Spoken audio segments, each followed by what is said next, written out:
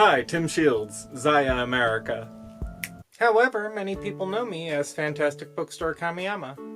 I was on Twitter the other day and I noticed an interesting debate had formed around whether tokusatsu is a genre or a medium. Whether people mean henshin hero when they say that things are tokusatsu. I think that this is a really good question, and it's one that merits further examination. So what is a genre, and how are they formed? Genre is a category of artistic composition, such as music or literature, characterized by similarities in form, style, or subject matter. Genres are formed by conventions of a medium changing to become accepted or discontinued over time. These are what are referred to as genre tropes. These are effectively guidelines to help people determine the themes and content of a piece of art before engaging with it, like a rating system. What is a medium in terms of art?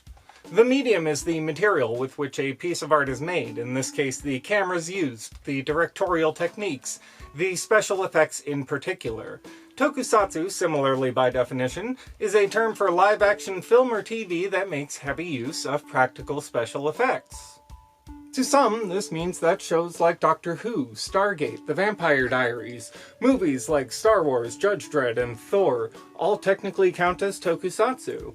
However, there are a large amount of people who consider tokusatsu an exclusively Japanese art form. This is primarily due to its inherently Japanese origins in kabuki and no theater, the dramatic reinforcement of heightened emotion through practical effects on stage, a practice that we see continued today in the stage plays for all of the modern tokusatsu that I talk about. And now, that very clear, definitive line has become muddled, but is either side wrong? I often cite Sailor Moon Season 1 as the peak of Sentai pacing. However, to others that's blasphemous, and frankly I can see the merit to those arguments. We as a Western English-based community of tokusatsu are experiencing culture shock, and a culture shock that I've experienced firsthand before. This is how language works. It's a state of flux based around waxing and waning social trends, which is exactly what we saw with the definition of genre. What's hot one day is cool the next. I know people who still say shui, a slang term exclusively used in the 1999 series Batman Beyond, and I know people who grew up at the time of the show's airing who never once heard the word in their life. So how did tokusatsu become considered a genre by so many in the Western toku community?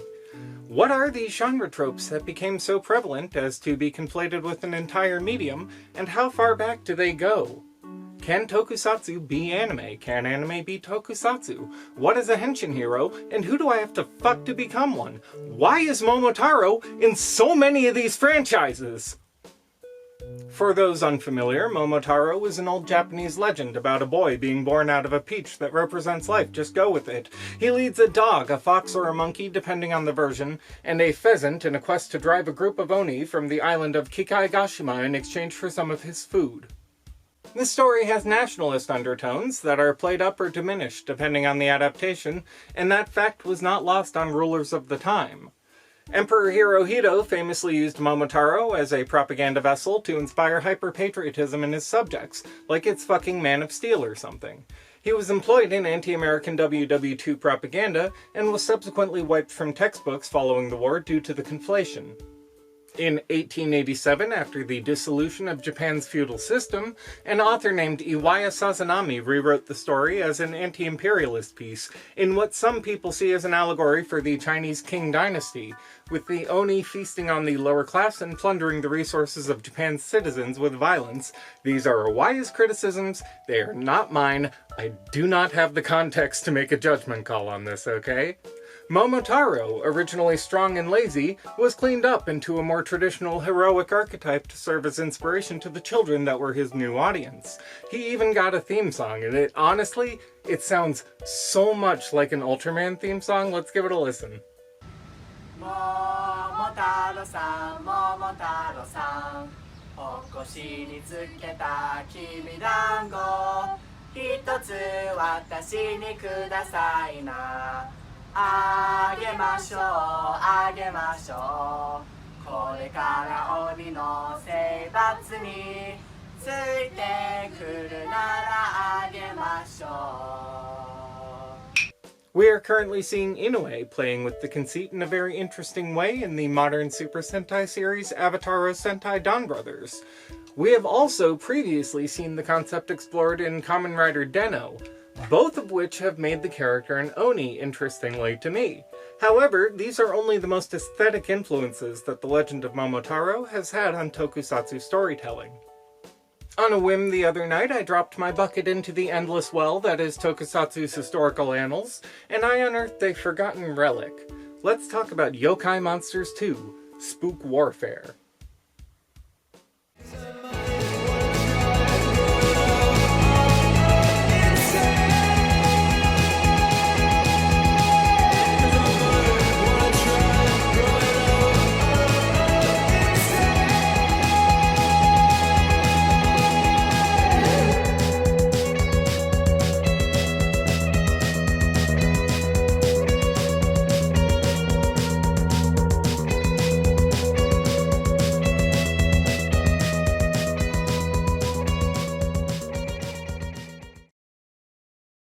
In the long-destroyed Babylonian city of an ancient demon known as Daimon, go figure, slumbers in the rubble. 4,000 years after the city's destruction, treasure hunters accidentally break a seal containing the Oni, who murders them and flies to Japan, because why wouldn't he? Here, he encounters a samurai known as Lord Hyogo Isobe, draining all of his blood and assuming his position as the head of the local castle. Daimon, disguised as the lord of the land, tears down all of the Buddhist altars in the castle, ordering them to be burned against the protests of his daughter Lady Chie and her boyfriend Shinpachiro Mayama, another samurai of the castle. This hostile takeover is noticed exclusively by Shinpachiro and one of the local yokai named Kappa, who is disturbed when one of the altarpieces is thrown into his lake.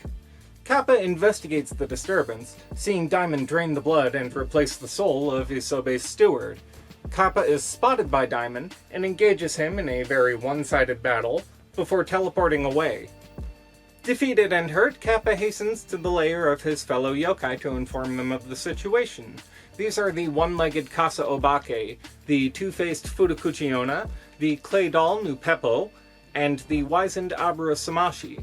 The party does not believe Kappa's claims, having read that a monster like the one that he's describing never existed in Japan, which apparently is information that they got from a coloring book.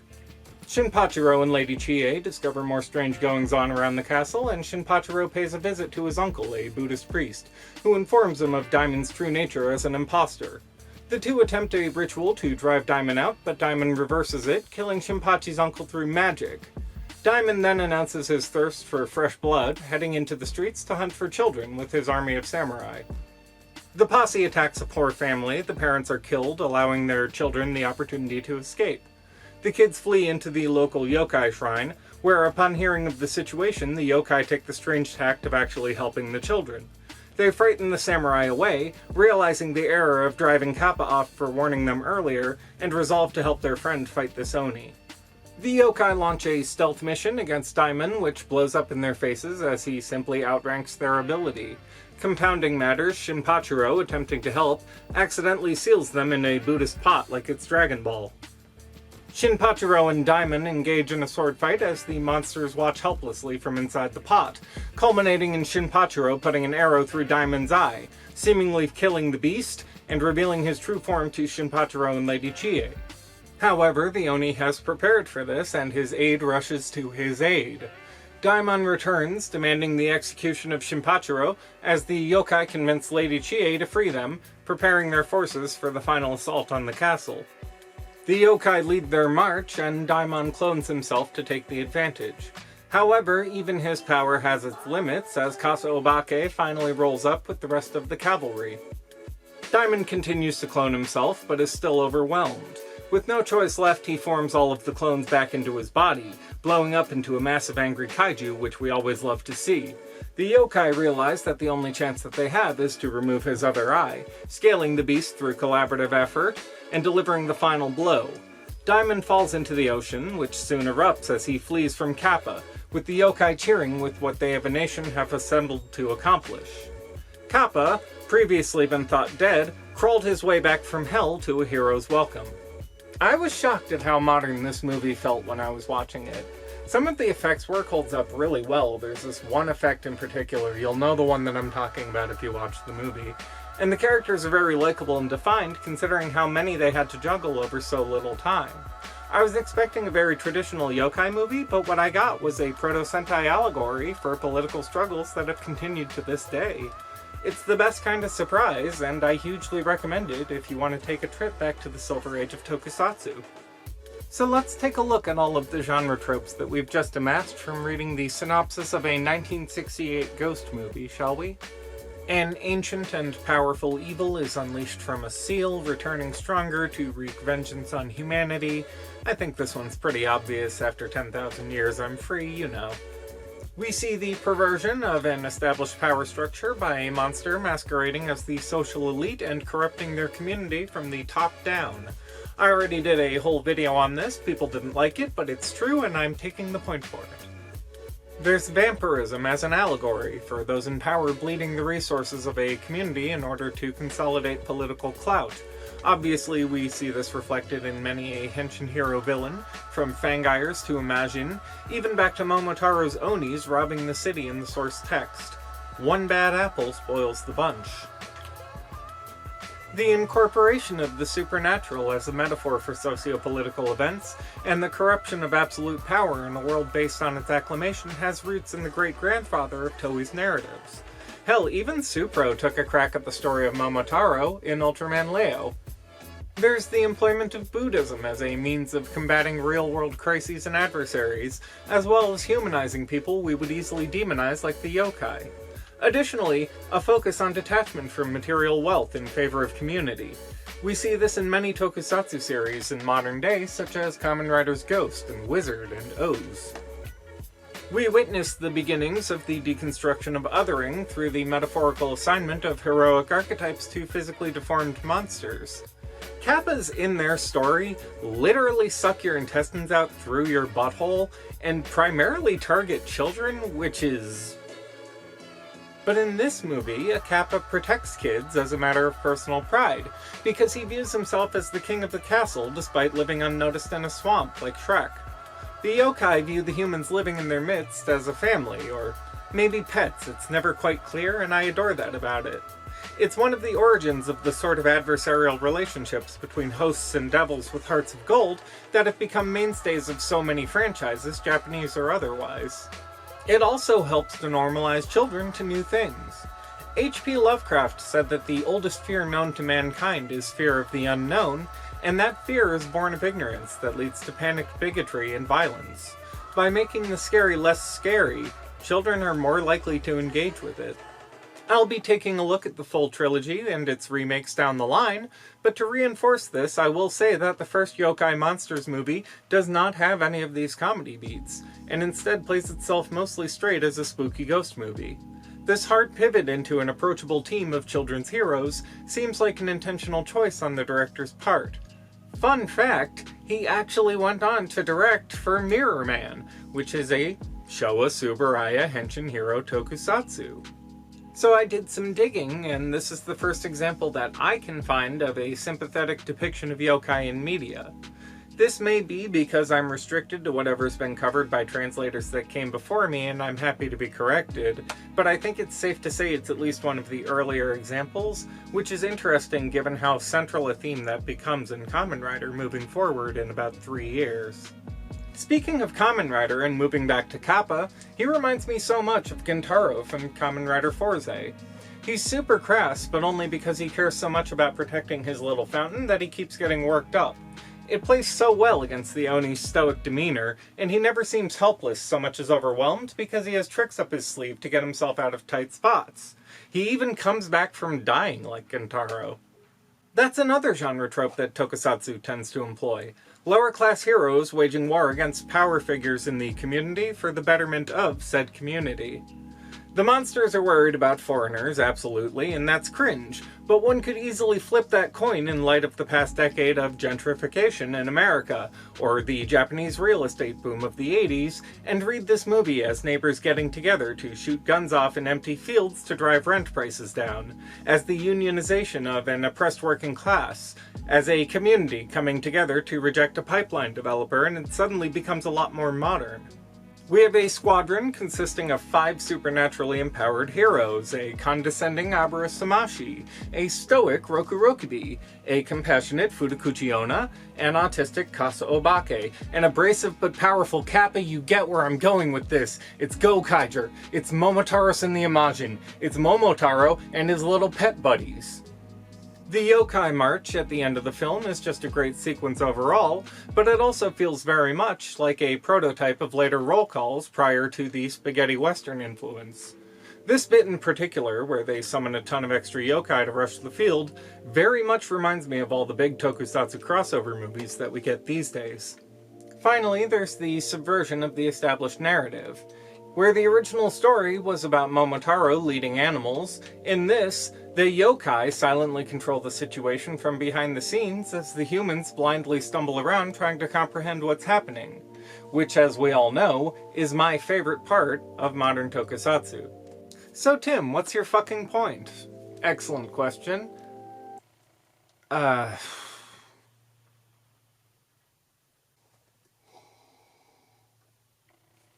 Okay, I remember now. My point is that this movie, Yokai Monsters 2, Spook Warfare, is not a henshin hero movie, but it is a tokusatsu, and it meets so many of the criteria of the henshin hero genre. It just doesn't have any henshins in it. It clearly had an influence on the genre, with the director going so far as to refine his contributions with the following henshin hero series. Should that be disregarded because it doesn't fit into a later defined genre? As Tokusatsu is being introduced to the West en masse, people are scrambling for a means to describe it based off of overlapping established tropes. There was a similar discussion in 2003, when anime suddenly began making a huge boom in America and airing on network television constantly. People used to call series like Teen Titans anime for lack of a better term, and we saw America trying to replicate the style and themes of the medium into shallow nonsense like Hi Hi Puffy Amiyumi Show, or aesthetic showcases like Super Robot Monkey Team Hyperforce Go. The vocabulary followed suit in the confusion for years. Simultaneously, we saw companies like 4Kids Entertainment and Fox actively changing the identities of actual anime franchises for localization out of shame and xenophobia. My favorite example is the Shaman King dub that could barely mention the concept of death in a show literally about people hanging out with ghosts. But the pirate rap, of course, holds a very special place in my heart. I only know about this stuff secondhand because I'm 24. I actually had a Japanese pen pal in high school. One time I asked her what her favorite anime was, and she said Cinderella. So this isn't even a debate that's localized to America or Western tokusatsu circles. This is, again, just how language works.